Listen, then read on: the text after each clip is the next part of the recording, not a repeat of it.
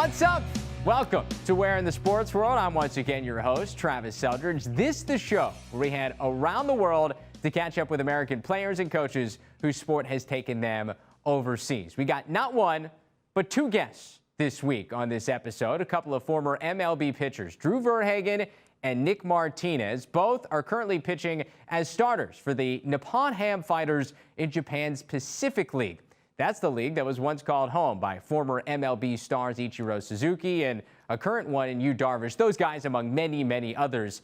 It's also being used by American players trying to continue their career or possibly find a way back into the major leagues. For this episode, we're going to start with Drew VerHagen. He's a native of Texas. Drew picked in the fourth round of the 2012 MLB draft by the Detroit Tigers, eventually making his way up through the Tigers system to make his big league debut back in 2014. After a couple of up and down years, he decided to take his chances in Japan this year, trying to find some consistency, learning what it takes to improve as an every week starting pitcher. We'll talk about his journey to Japan, the differences between the styles of play in Major League Baseball and in the Pacific League. We'll also have some fun as well. Why don't we go across the Pacific right now with Drew VerHagen. Drew, it's where in the sports world, so you got to answer the question, where in the sports world are you right now? I'm in Sapporo, Hokkaido in Japan, playing for the Nippon-Ham Fighters. The first question I've got to ask you after watching your series over the last couple of days is, at what point do you adjust to the fact that Japanese hitters can foul off like a billion pitches? Yeah, that's a good question, because that's probably the biggest change I've seen from over here. Is just their ability to just kind of spoil those breaking balls in the dirt. And it's frustrating, man. It sucks. It's like, it's tough to you just got to keep pouring strikes in there and hope they just put one in play eventually. What's the adjustment been like overall, just in terms of culture and game moving across to Japan? It's been interesting because of, the situation this year, especially just coming over here. I expected to, when I said bye to my family, friends, girlfriend back home, I expected to see him a few months later. So going through this in year one has made it a little more difficult, but the team here, the translators, the front office, they've been awesome for me. So, they've been anything I need. They've just been really helpful. But I feel like my transition's been pretty good. As far as baseball wise, I mean, that's pretty much, we can't do much outside of baseball. So you're pretty much just focusing on your sport. And so I think the biggest transition was, like you said, how much they foul pitches off, but also very, very patient and disciplined hitters as well. So I think, it's a little different approach rather than the home run hitting guys back in the States. Walk me through the decision ultimately to make the move, because it all came pre-pandemic. You're pitching with the Tigers. It seemed like kind of at the end of last year, you had found a little bit of a role for yourself in the rotation there in Detroit. Walk me through the decision in this offseason, weighing your options and going, you know what, Japan is the right move right now. Yeah, so I started off last year a little rough, went down to the minors and came back up and finished strong. And I was thinking my kind of exit interview or whatever, just kind of checking in with the coaches before the offseason was really positive. And but that being said, the last 4 years I've been up and down from the minors, AAA to big leagues, and I haven't been able to get into a routine of starting once a week where I know I'm going to get the ball and just work on my craft and work on improving. So when my agent came to me and told me that there was a team in Japan interested and they wanted me full-time starter, that really piqued my interest. And just weighing everything financially, the contract offer, the ability, the opportunity on the field, and just I always thought it would be a really cool experience to come over here. I remember seeing Colby Lewis come back and pitch for the Rangers, and I heard about his his career over in Japan. And I always thought that would be an awesome thing to do. And so, I mean, everybody goes to Japan for one reason or another, but there also has to be a goal. What is the goal in mind you have in terms of, is it, hey, I'm going to continue to get better and whatever happens, happens? Is it, I won't feel successful unless I get back to the big leagues? Like, how do you look at where you are now in this year and then moving forward? I think the main goal was to get comfortable as a starter, establish myself as a starter, and that way I have a set role. I've always believed I could be a starter in the big leagues, and so I wanted to get that opportunity. From here on out, no, I wouldn't say that going back to the States is the only way I would see it as successful. I'm not really pitching for anyone's approval, really, I guess is the way to say it. I'm just kind of pitching. I enjoy it, and if I finish my career in Japan and win a lot of games over here, that's good. But if someone likes me back in the States, obviously I'd jump on it because it's a great opportunity too, and I'd be back close to my family, back home.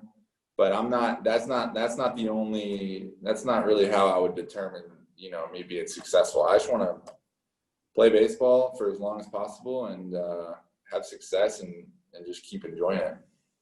You had a unique situation last year when you started to, I think, really pitch well toward the end of the season, where the Tigers were using Daniel Norris as an opener, and you were like the bulk guy that came in afterwards. You weren't really a starter, but you were pitching almost starter-type innings.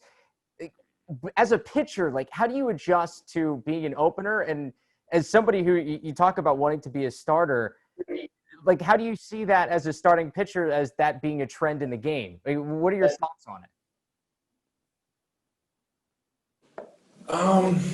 I guess I understand the thought process behind it of you would face the top of the order maybe one less time as the bulk guy, which makes sense. The best part of the order, you face them ideally probably one less time. So I get that. It was fine as far as a routine standpoint because I was throwing my bullpens just like a starter. I was in the dugout hanging out like a starter, and then I would just go down to the bullpen on my day to pitch, warm up, and go in the game. The only time it got where it was difficult and I didn't like it is when the opener was struggling and they would rush me, hurry, get ready. And you have to rush to get warm, come in the middle of an inning, and then throw 5 more innings. Like, it's one thing to rush, get ready, and go finish an inning, but to rush, get ready, and throw 6, that's tough. So That's the only thing I wish the Tigers would have done differently is if the opener was in trouble, bring someone else in to finish that inning and then bring me in. You know what I mean? So I have a fresh inning. I can take my time getting warm. Be able to really approach it like you're a starting pitcher coming in, just happen to be in the 3rd inning. Right. Exactly. I was all right with that. That part was fine. So I thought it was also unique because we mentioned Matt Moore before we got going, and you guys were teammates last year. He obviously went down with an injury, something that kind of opened up a door for you in the rotation last year with Detroit. With all the Americans in the league, how much do you guys have a chance to kind of like talk and associate with each other, knowing that you guys are all kind of like on your own little islands in terms of language barriers and everything else? Yeah, you have a lot in common. So I know Matt Moore personally. I know Zach Neal personally. So those guys are old friends. I obviously love seeing them. But even the guys that I didn't know prior to coming here, you just, how you doing? Like, this is crazy, huh? Talking just like you know them just because you have so much in common. And I know in the past, Nick Martinez said that they would even get together, grab dinner, drinks, whatever, and that would be a cool experience too. We're not able to do that this year with the virus, but I think if I'm back, I could see something like that happening. I think it's a cool way to interact. I spent a bunch of years covering local sports, and I had a chance. I was in a AA city in Binghamton, New York, and so I had a chance to spend a lot of time around minor league baseball, and it's like the most the best example of a grind in sports, I feel like, is the minor league system. Your way up through the minors with Detroit, what was your like welcome to minor league baseball moment? I had it pretty easy, honestly, because they put me on the fast track. I was rookie ball for 2 weeks, straight to high A, and then we won a championship in high A. So I was like champagne showers 3 months after getting drafted, which was awesome. It was really fun. I think the first time I realized, man, this is a grind being in the minors was being injured in the minors.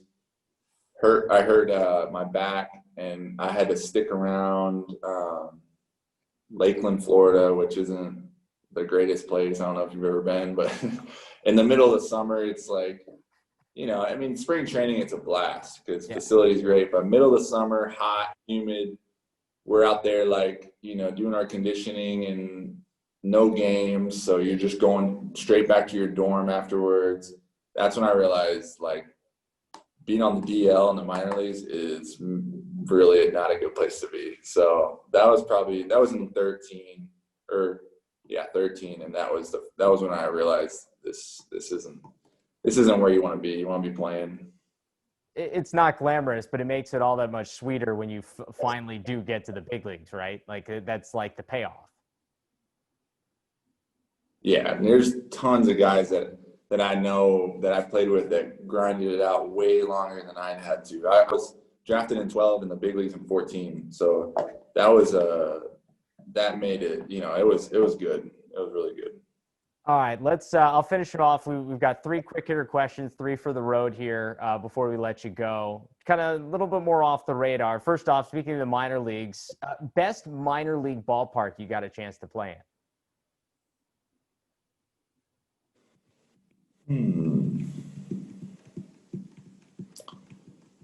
I think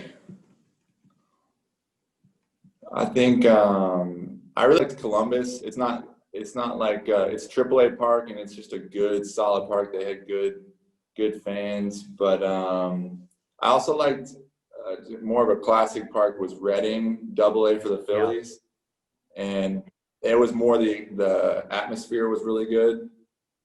I'm trying to think if there's one that stands out. I like Reading. Reading was a cool experience. I like that place. Yeah, I grew up outside Philadelphia. Went to a bunch of Reading Phillies games growing up, and it was it's a good spot to watch a game. Yeah. You played a summer in the Cape Cod League, and so how many times before, during, or after did you watch the movie Summer Catch? I think I watched it once before, right before, just to see what I was getting into. Not that it was accurate at all, but and then I've seen it once since, and just laughed at it because it's, like I said, it's not even close to accurate. But there was parts of it that kind of resemble it. So there's no Freddie Prinze. I'd say twice total. So there's no real life Freddie Prinze Jr. out in the Cape Cod League? No, there's not. Finally for you, you're from originally outside Dallas. This year's Cowboys are fill in the blank. Just disappointing, man. This defense got to pick it up because Cowboys fans, they're pissed right now. So their offense is putting up points, but defense can't be giving up 40 a game and expect to win any games. How hard is it to keep up with the NFL with the time difference and being halfway across the world? It's tough. I had to set an alarm to make sure my fantasy roster was set with active players last week. So it's tough because most of the games start at 2 a.m. here and then 5. So it's difficult. But I was able to watch a little bit of the Cowboys after the fact, but there wasn't much to see there. Well, now you got games moving to Monday and Tuesday, and I mean, I can't even keep track of it in the United States, so I don't know how you're doing it. Yeah, it's tough. But a lot of times there'll be like the Sunday night game will be Monday morning here at like 9:30. And so I'll usually check that one out, which is cool. Yeah, breakfast with a little Sunday night football for you on your Monday morning. Yeah. Drew, man, I Yeah. appreciate the time. It's been fun watching you pitch over there. Good luck here the last month of the regular season, and hopefully I'll have a chance to catch up with you again soon.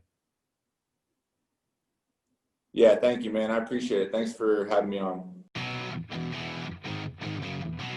A huge thanks to Drew VerHagen for taking some time. By the way, also caught up with his former Tigers teammate, Matt Moore, a couple of episodes ago. So make sure you check out the Where in the Sports World archives to listen or watch that interview.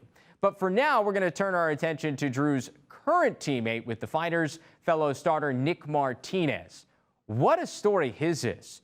Grew up in Miami, Florida, eventually heading to Fordham up in New York to play college baseball. But he wasn't a pitcher in college. He played second base, only pitched sporadically throughout his career at Fordham, working infrequently as a relief pitcher. But an MLB scout happened to see one of those rare appearances on the mound, and that scout liked what he saw. Martinez picked in the 18th round of the 2011 MLB draft by the Texas Rangers, working his way to making a big league debut back in 2014. However, after limited attention in free agency a couple of years ago, he made the move to Japan, currently in his second year in the Pacific League. We'll talk to him about that unique journey, what it was like being drafted as a pitcher while still playing second base in college. We have some fun. Some more now with Nick Martinez. So, Nick, the show is Where in the Sports World, so you have to answer the question, where in the sports world are you right now? All right. Well, I'm in right now. I'm in Sapporo, Japan, way up in the northernmost island of Japan.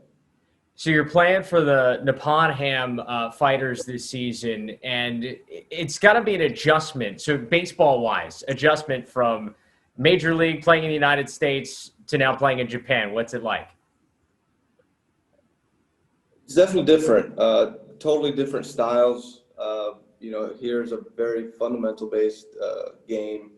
We're playing a lot of small ball, moving guys over, and they're honestly very good at their own specific style. So there's a little bit of an adjustment period you have to go through, especially for new players coming. This is my third year, so for new players coming to Japan who are coming from the States and have now basically fully adopted a more analytical approach to playing. Coming over here, you're going to have to adjust back to a more of an old school style approach and, early contact. And, the guys here don't really swing and miss as much. And guys in the States are geared towards, trying to go for that long ball and thus expose themselves to swings and miss. And here they're going for contact and not really swinging and missing as much. Give me the first time that you went through an at-bat where the guy fouled off like 7 pitches, because I did your game today or yesterday for you, and I think there were like 5 at-bats that were double-digit pitches for your pitching staff. Yeah. And walk me through your first experience like that.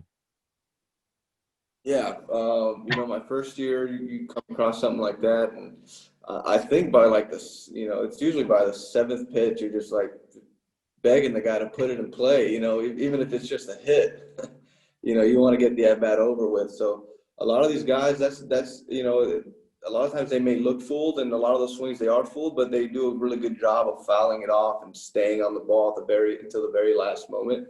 And they'll continue to do that. That's part of their style until you make a mistake. So it forces the pitcher to stay mentally locked in and not really take a pitch off, because they'll foul off until they get the pitch where they can get their single, Yeah, and so obviously it's an adjustment baseball-wise we talked about. Also adjustment culturally.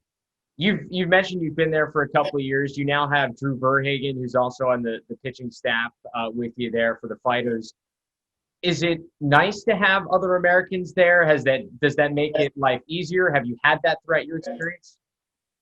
Yeah, it's real nice to have another American here. Obviously, we share the same culture, but what's great about Drew is that he's also very open-minded to trying new things, trying new foods, and so am I. So that makes it a lot easier on us to go out, and even during these times, it might be tough to go out, but we may go explore and try a new restaurant that we may never have the experience of trying in the States.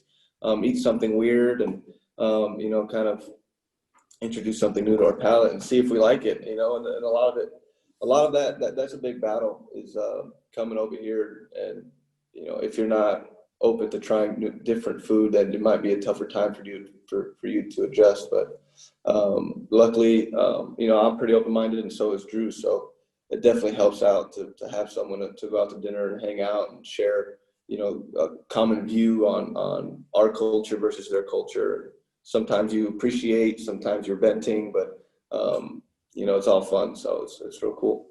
What do you miss the most about the United States? Breakfast, no doubt. Really? Yeah. They don't really have breakfast here is a different meal. They don't really do, the whole eggs with, bacon and maybe potatoes or something like that, and coffee. They'll go right up to, grilled fish and salad, and like whatever you could have for lunch, they do that for breakfast also. So it's not, the smell of cooked fish in the morning is not something that I've ever gotten used to. That's fair. No, I went on my my honeymoon to Italy, and I remember my wife and I were like, I just want to sit down and have a big breakfast, and even like coffee wasn't the same. It's just different. Yeah, for sure. Yeah. So that's probably the thing I miss the most. As soon as I get to the States, I usually land in Dallas, and I'll land like at 8 a.m. usually, and I'm looking for the first American breakfast spot I can find, and I'll just sit there for an hour and just enjoy it. So you were in the major leagues, you're playing for the Texas Rangers, and it comes up to an opportunity for you in free agency to figure out where you're going to go. Walk me through the conversations you have and the opportunity that's brought to you of playing in Japan, and that thought process of eventually making this move. I had to drink some water because this is a long story. You're good. Go for it. Well, it's a very unique situation because I didn't plan on coming to Japan at first. I didn't want to. My wife was pregnant with our only child. She was 3 months pregnant, and so I didn't feel comfortable asking her if she would come to Japan, give birth out here. And obviously that's a very it's our first child, so a moment like that, very big. We're not going to be around family in a foreign country. Definitely not ideal for your first child. So that was the first hiccup, and she was okay with it. We told her it's a great opportunity, and she was open to it, and she ended up loving it. She's familiar with the process of how women, giving birth in America. They only give you like 2 days, at the hospital, and then you're on your own. And here we had a full week where they kind of trained. We were at the clinic for a whole week, and they would train us on how to bathe and watch us and take care of it. Watch us take care of the baby, make sure we're doing everything right, and kind of like a little mini crash course on how to feed, change, and all that stuff. And it was really nice. And she had home cooked meals, and she was catered to round the clock. We had like 11 nurses around the clock that she could call to. So it was an incredible experience for my wife, and very peaceful, and she absolutely loved it. But before we got to that, once she was okay with it, I kind of turned to, is it a good career move for me to come out here? Ultimately, we decided that it would be. I was my last couple years with Texas, I was a fringe player up and down, and once I didn't get offered a contract by them, I was kind of labeled as a depth pitcher, a pitcher that can be in AAA and call them up whenever we needed. And I didn't agree to that. I didn't think that was playing to my strengths. I feel like I can contribute at a big league level. And a lot of guys coming to Japan at the time were coming to Japan, having some success, and then getting that opportunity, a big league opportunity again, without, kind of skipping over that back and forth, proving themselves out here and getting a better opportunity back home. And that ultimately, that's what we decided. If I can put together a few good years out here, then I can get offered a major league contract back home, or continue to play out here.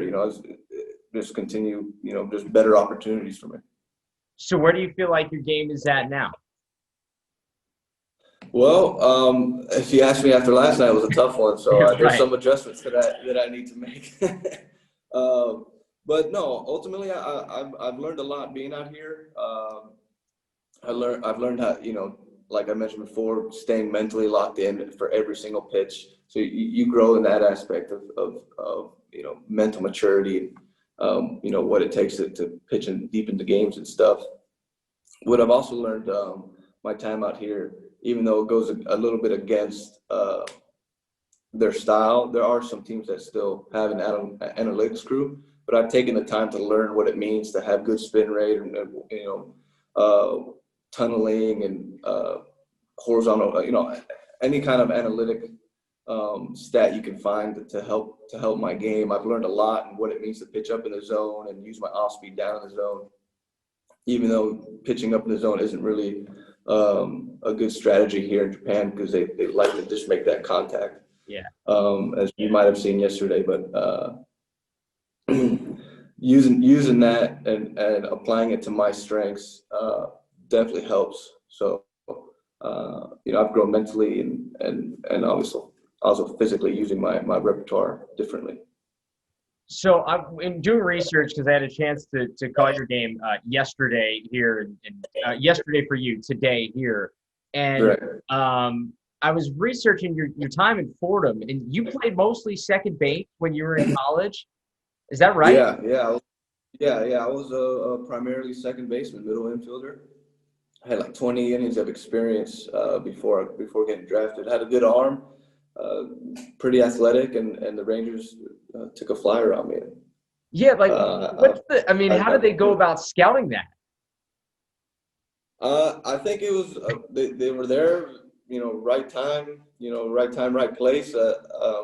My scout Jay Hefner, he's from the Carolinas, and we were in South Carolina for our spring trip, and I happened to pitch in a game, and he was home, and he just, a team from New York. He was scouting the New York area at the time, so he was home visiting family for spring or for the holidays or something, and he wanted to catch one of my games that I happened to pitch in, and I had a pretty good game on the field, but I came to pitch the ninth inning, and through 3 scoreless innings, from the 9th to the 12th. I got the win. I ended up getting the win and pitching well. And then he followed me back up to New York through another midweek game that he happened to be at. Did well at that one, and they drafted me and they took a chance on me, and I ran with it. Yeah. Works out well. And you know what? That's the thing about college baseball. Like, if you can do a bunch of different things, every one of those teams, especially those midweek games, they just need guys to throw out and eat up like 3 innings. Right, for sure. And my first year, I told the team I could pitch a little bit. I had a good arm, and I was like, hey, maybe I can, get some more scholarship money if I tell them I can pitch a little bit. That didn't happen, but they still. I ended up pitching like 6 innings, and it went terribly. I did not pitch well at all. 6 innings. So my coach, my second year, was like, "Hey, just focus at second base. You're going to be our second baseman. Just focus on getting better at that position and doing your job there." I was like, "Yeah, no problem. I can do that." Then my junior year, another meeting with my coach, and I was like, "Hey, I want to get drafted. I don't care how. I don't care what position I play. I want to be a professional baseball player, and I want to give myself the most opportunities I can. If they draft me as an infielder, great. That's what I want to be. But I know I have a strong arm, and there's potential there. So I want to give myself the best chance or the most chances." And so he was like, "Yeah, you can be our closer. You can be a late inning bullpen guy for us." I was like, "Great." I started throwing, working a little bit with the pitchers.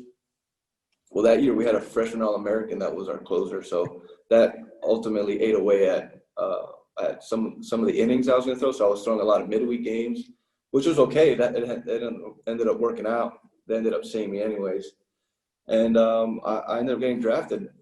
Funny thing is, when they showed interest and they told me they wanted me to be a pitcher, well, I was like, well, what about second base? If anything, just draft me as a second baseman, and if it doesn't work out, I can go to pitching. It's hard to go get drafted as a pitcher and then go back to second base. So that was kind of my angle, and they were flat out like, no, we just want you as a pitcher. And so I was like, all right, let's do it. Yeah. It worked out pretty well for you. You ended up making it to the major league, right? Yeah. So, but before we let you go, a couple of quick hitting questions just to have a little bit of fun here at the end. First, give me your best experience in Japan so far. Off the diamond. Wow. Off the diamond? Yeah. I've eaten at pretty cool restaurants, man. So I can't really just pin one. I've been to Kyoto and seeing buildings that were made in the year 400 is mind blowing to me. Yeah. Like if you go to Rome, the ancient Rome, and you see all the Colosseum and stuff like that, that's very impressive to me. They have similar things like that. Where they'll have a shrine that's been up since the year 400 or 500. That's wild. But eating at cool restaurants for me is what does it. Trying something new. I've eaten stingray jerky at a restaurant, barbecued jellyfish.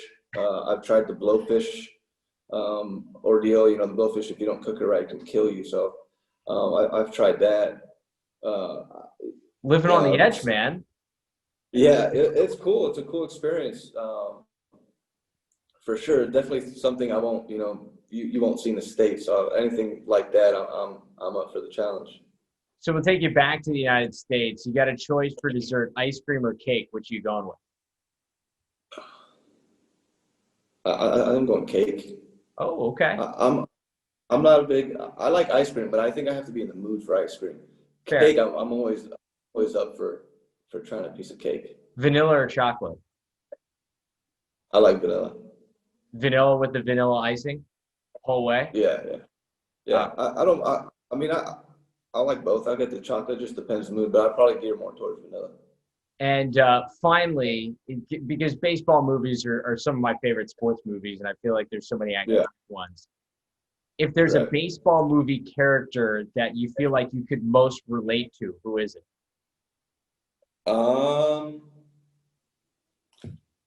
Well, being out here in Japan, Mr. Baseball is a pretty accurate description of what's going on with us out here. So a lot of changes, a lot of adjustments you have to make, especially around the culture of the game itself.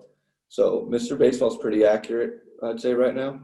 Okay, yeah, that's fair. And I've heard that is like the go-to movie you have to make sure you watch before you make the move over there. Absolutely, yeah. I even watch it, once a year while I'm out here just to give myself a laugh. A refresher. Yeah. Well, Nick, hey, man, we appreciate the time. Good luck here in the last month of the regular season over there, and hopefully we'll catch up with you again sometime soon. Yeah, no problem, man. Thanks for having me.